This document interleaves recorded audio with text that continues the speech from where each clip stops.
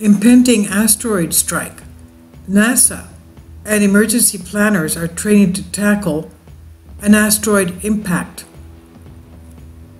NASA is even calling for amateur astronomers to help them track celestial bodies. They don't have enough employees, they don't have enough astronomers, and they need more eyes to look at images of the skies, volunteers to do this. And thank God, there have been discoveries of celestial bodies by amateurs who have the motivation, who love what they're doing. It's actually a hobby of theirs. They've even some of them gone into the trouble of buying their own very expensive telescopes. They join clubs where they show each other their images. They even have competitions for who has the best image. Now, this is serious because if you remember what happened a couple of years ago, the Chelyabinsk meteor that hit over Russia, exploded over Russia, was not even seen. Nobody knew that it was coming. Because, when they're coming at us from the sun, there's no way you can see it because of the sunlight. And besides the fact that we have so many asteroid and comet and meteorite impacts on Earth, shown by the craters all over the place. You have at least 50 that are known of in Australia. We recently posted a video concerning asteroid impact craters that people have found from images on Google Earth. When we looked at that, we, together with you, as I was doing the video, to the left of that, which was southwest Egypt towards Libya, we saw volcanic cinder cones. And I said, how is it that, this desert area has so many volcanoes? And we, together with you, as we were doing it, found that I don't know why is that, as I'm saying this to you now, how is it that you have volcanic areas near areas that have been struck by a celestial body? We see that again in the Yucatan Peninsula with the huge asteroid strike. They say that was the one that put the end to the dinosaurs, that caused the dinosaur extinction about 66 million years ago. You have volcanoes right around there, going off all the time. Besides the fact that we have recently found the asphalt volcanoes in the Gulf of Mexico, but that's another issue. And tremendously huge asteroid craters in Canada. All over, as I went on a tangent, all over the northern area of North Africa, which is now, all that area is now desert. It's believed that those went off because of asteroid strikes, and there were many there. It looks like they were about the same time, perhaps, and something came over us, and a lot of pieces sloughed off and impounded, struck over North Africa, causing the volcanoes to erupt and causing the climate to change because of the ash falls, covering the whole area with sand. And the heat was so much that they found, archaeologists found the African glass. They say that it must have been tens of times more than an atomic blast to make the sand turn into glass like that. And perhaps that's what caused the difference, the change in the climate, which was evidently tropical, all around the Sahara Desert, the North Africa, all the way through Saudi Arabia, all the way eastwise towards Iraq. If you look at Google Earth, all of that area is desert now.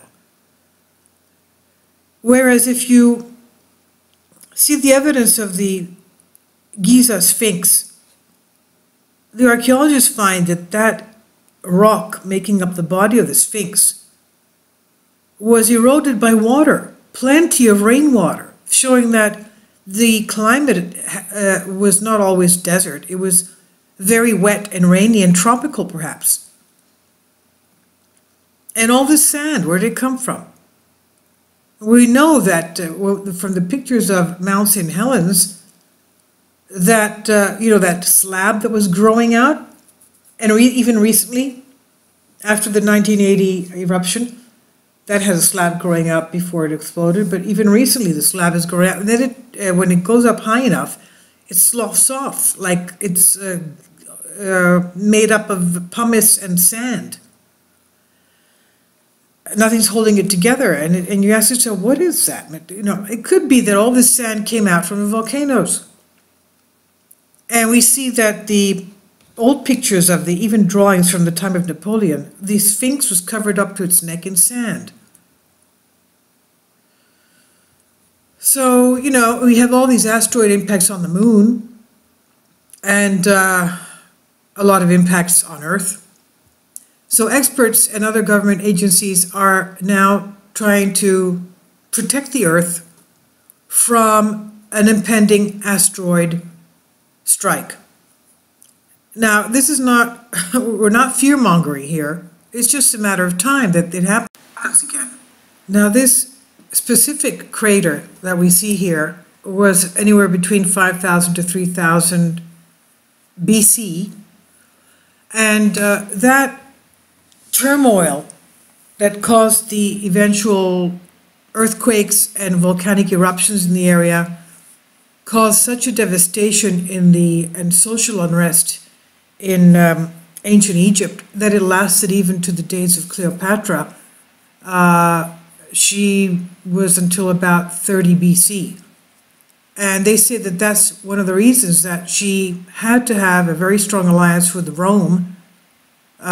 She even had relations with Julius Caesar and then Mark Antony, because she wanted the alliance with Rome so that they could support Egypt, because they were in such dire straits.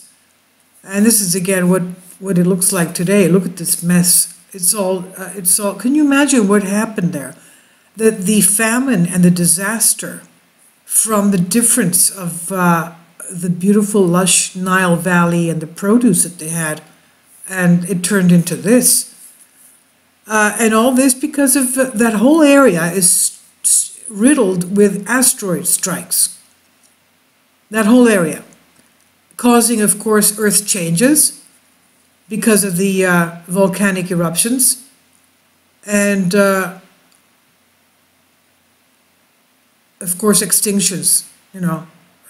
We're lucky that we even have the reports of the famines in ancient Israel. Remember, where the tribe, the sons of Jacob, had to go to eat the land of Egypt to get supplies. Okay, so we have these NASA and other agencies, government agencies, and even internationally, I think, they're trying to do something that they can, it's not enough for one agency to do all this alone. It has to be a world effort, because everybody's involved. Everybody would be affected with this.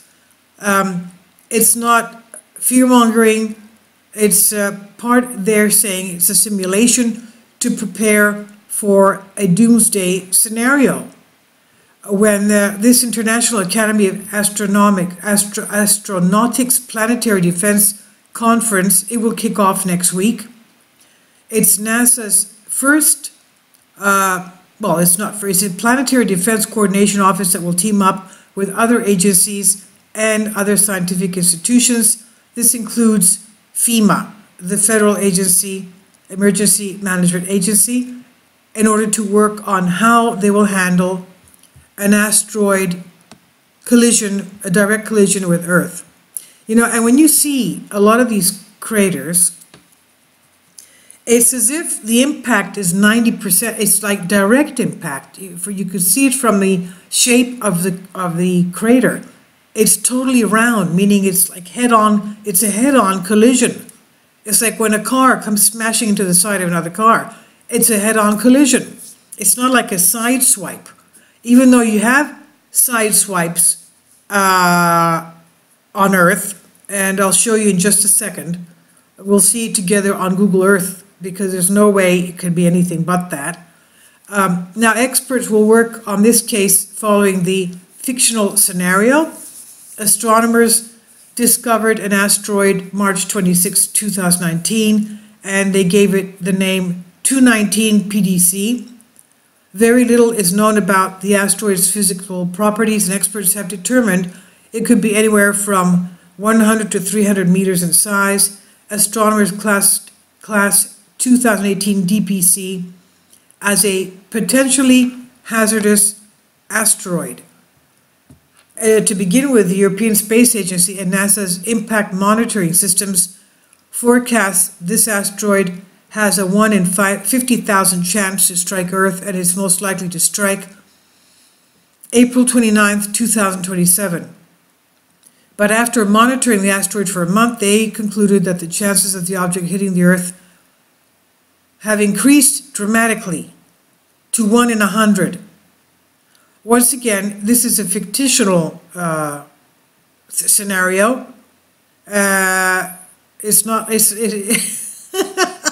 shouldn't laugh. Okay, we can all remember the Bruce Willis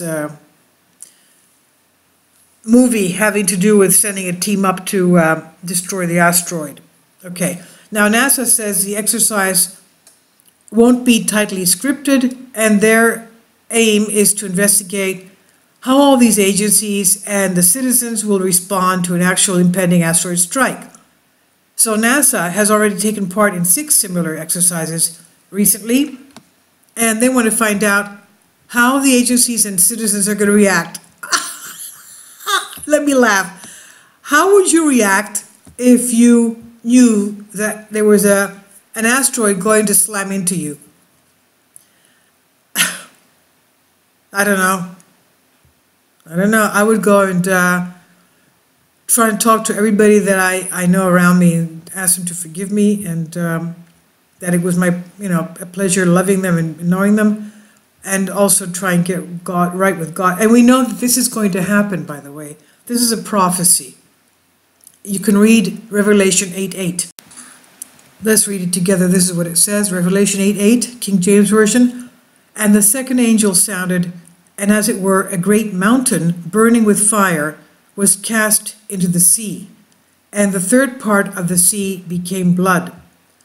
And Revelation 8:9 says, and the fifth angel sounded, and I saw a star fall from heaven into the earth, and to him was given the key of the bottomless pit. So it looks like there's 2 impacts. There's one of the mountain falling, and then the fifth angel sounded, and I saw a star falling from heaven. Meaning what? Meaning that it's, God forbid, a star is the sun. Like I don't know, maybe it's a brown dwarf star, but it's a star. A star is a star. And a mountain falling into the sea, that's maybe, it's not a star, maybe it's a body of rock, a comet or something, or asteroid. It could be that these are things having, sloughing off the star or something. Maybe it's a planetary system, who knows? And then he says, he opened the bottomless pit, there arose smoke out of the pit as the smoke of a great furnace. That, to me, sounds like after the asteroid impact, a smoke from the coming from a pit, from the a great furnace, is like a volcano eruption, and the sun and the air were darkened by reason of the smoke of the pit. That sounds like volcanic ash cloud. And there came out of the smoke locusts upon the earth, unto them was given a locust. When you have earthquakes and volcanic, you have all these insects and reptiles try and get out of the ground because they can't stand it in there. The ground is always shaking. There's gas emissions. There's all types of chemical imbalances, and they come out of the earth. Insects, locusts, reptiles, like at the time of Exodus, the 10 plagues at the time of Moses.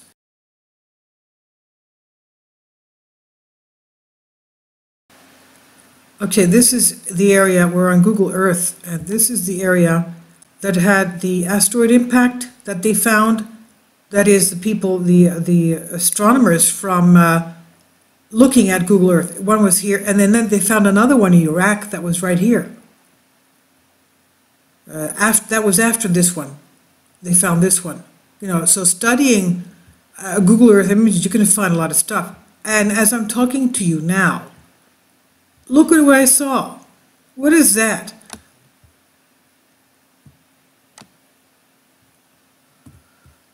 It looks like what we're going to see at other areas, like something slammed into that stop there.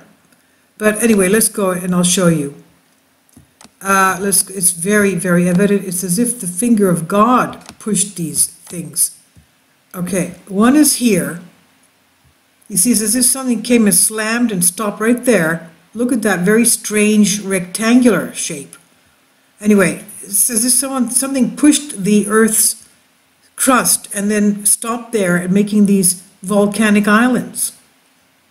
And as we see, that's the impact crater of it was at the Yucatan Peninsula here. The asteroid impact crater about 66 million years ago. Look at that. That must have been devastating. Who knows what kind of a tsunami that must have left.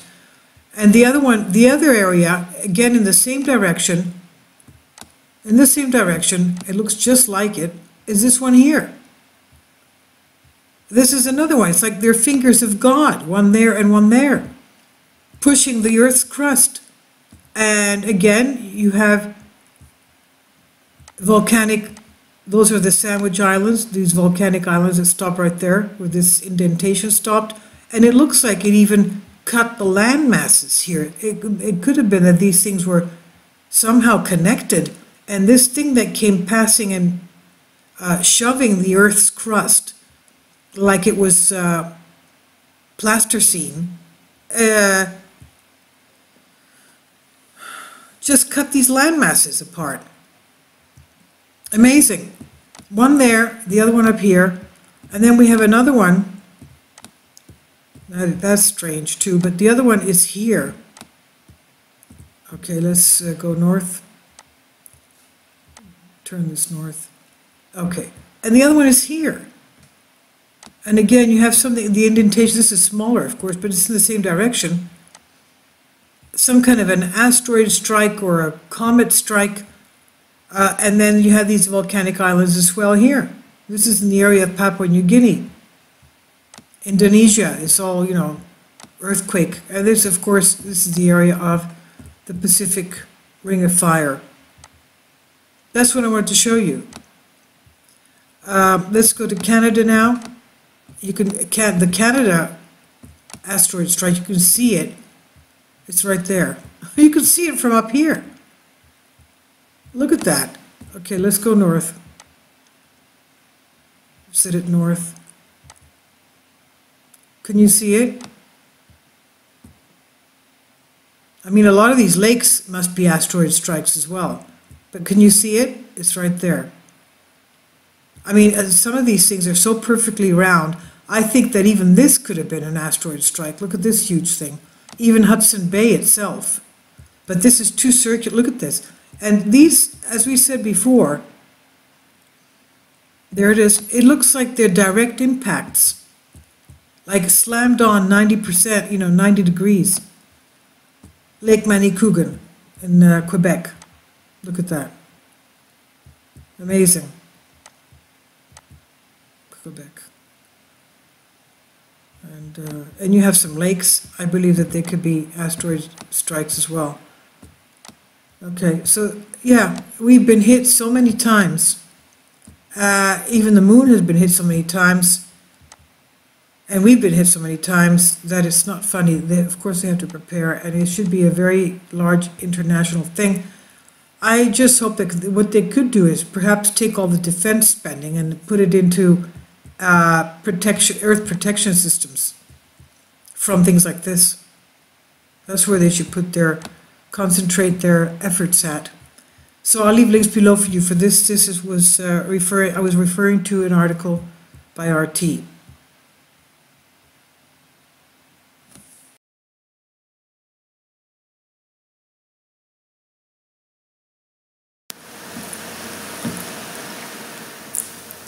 If you'd like to join me on my Patreon account, you will hear content not covered by mainstream media. These riveting stories will be based on my research, and I will state my opinions and give my personal insight on diverse and controversial subjects and world events not covered by mainstream media, and not supported by YouTube guidelines. So whatever I have on my Patreon, most of those will not be on my YouTube channel.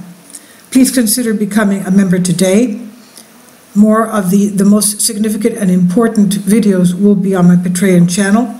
Your support helps me to continue my research and keeps this YouTube channel alive.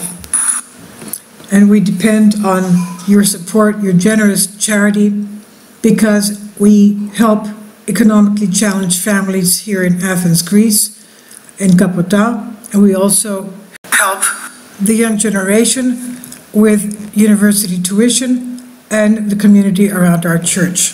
Thank you.